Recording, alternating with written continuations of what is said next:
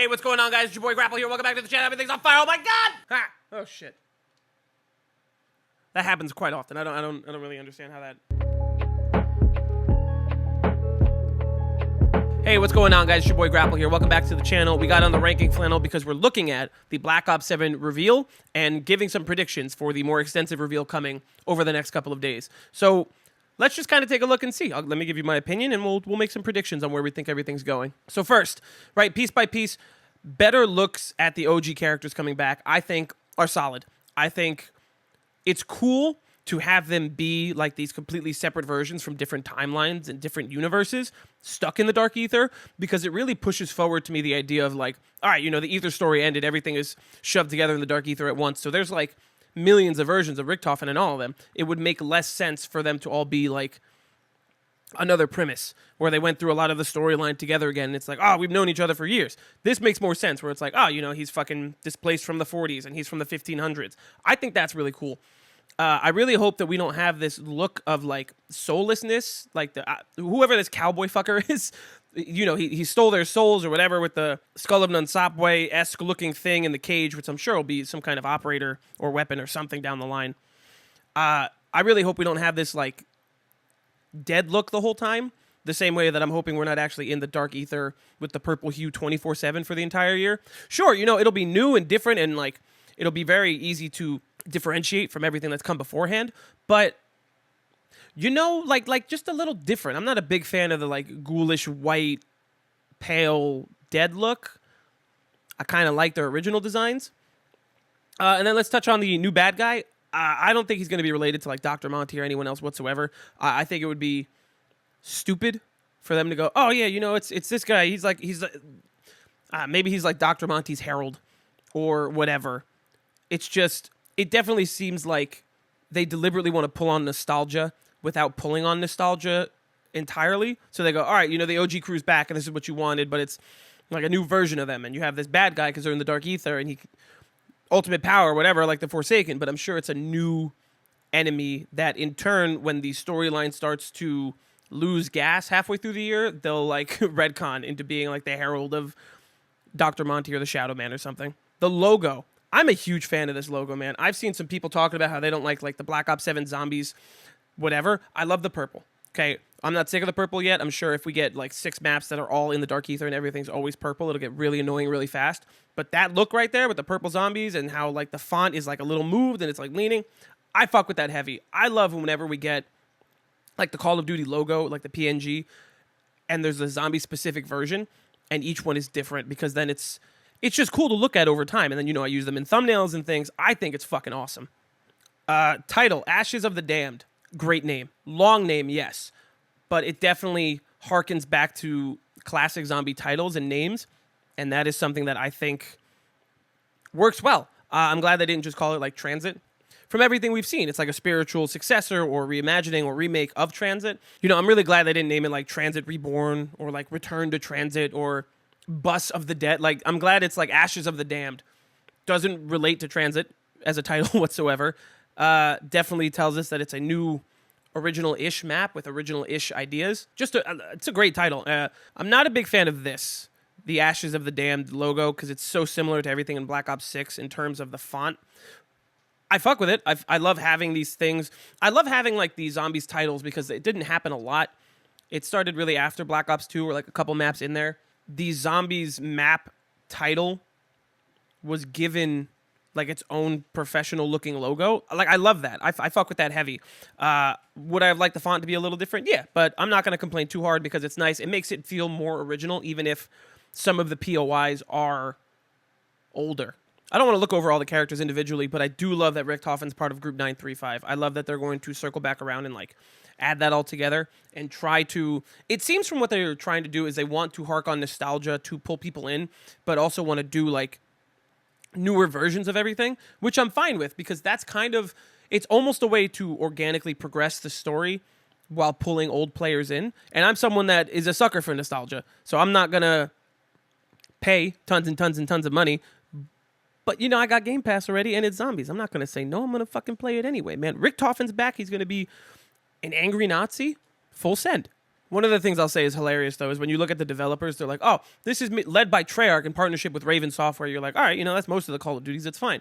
And then it's so clear year after year that they need to take a break for a year or even two to be able to let these games cook a bit longer and depend on their studios individually, because the additional credits list literally every single studio, almost every single studio under Activision that works on Call of Duty at once.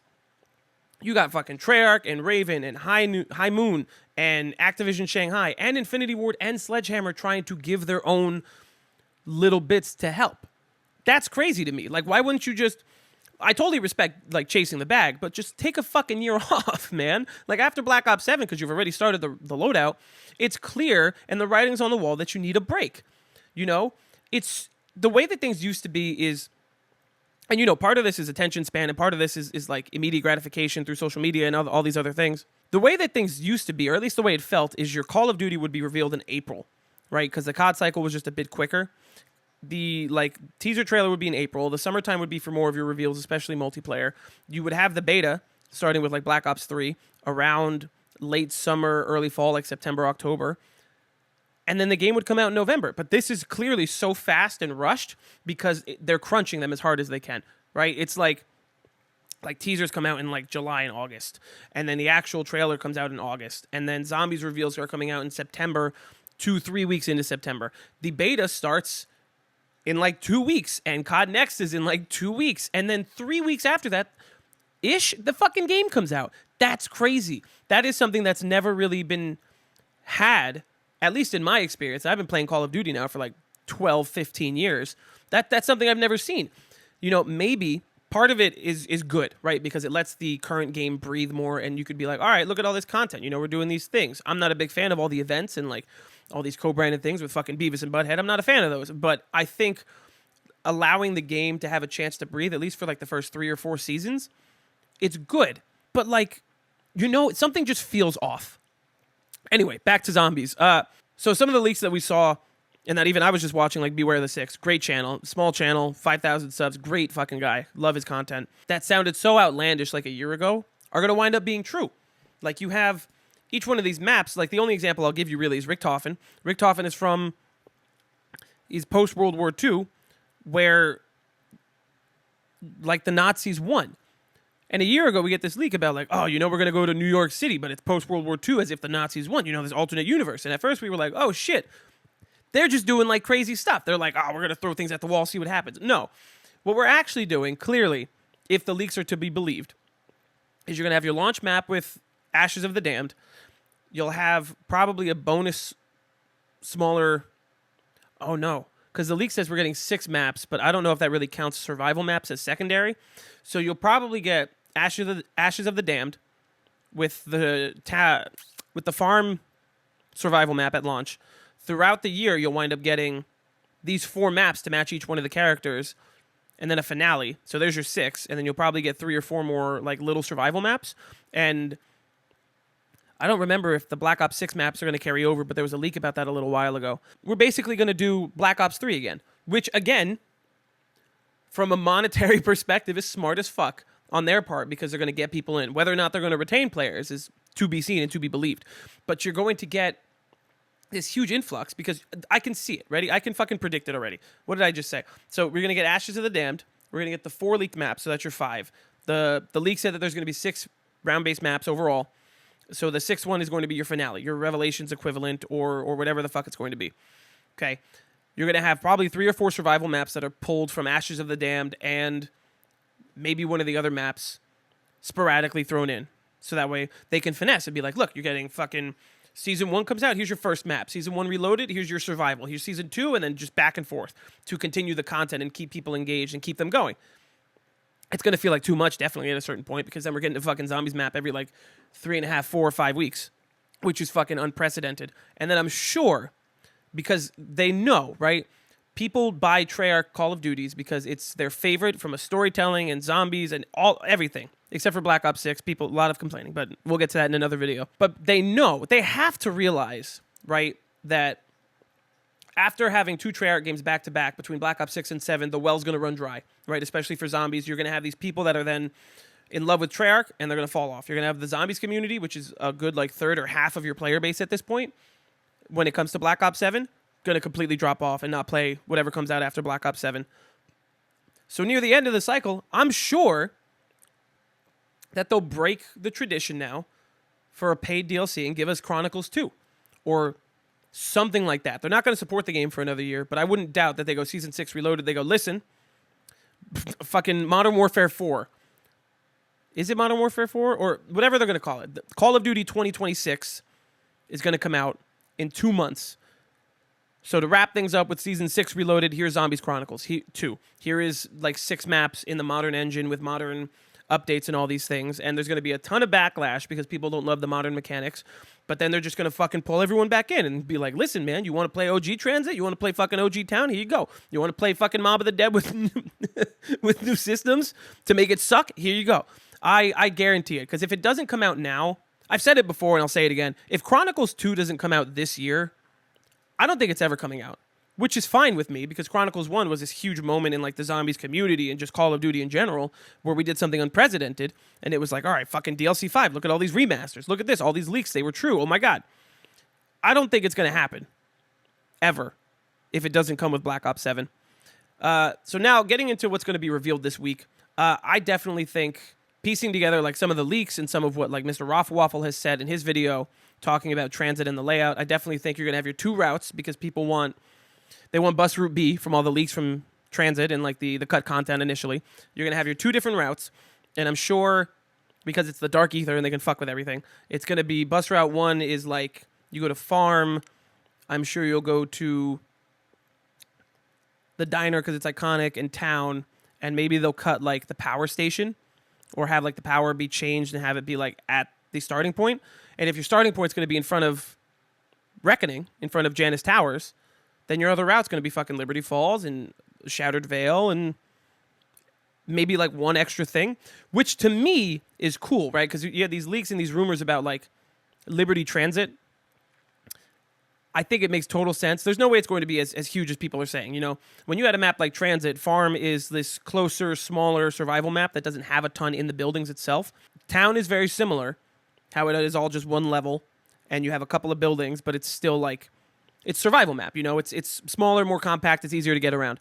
I find it very hard to believe that they would do something like Liberty Transit and then have the entirety of like Shattered Vale able to access. Like, there's a reason that in the opening cutscene you have Reckoning in the spawn, and then it forcibly goes, all right, you know, we just destroyed the lobby, so that's not your starting room. We're starting in front of Reckoning, picking up right where we left off-ish.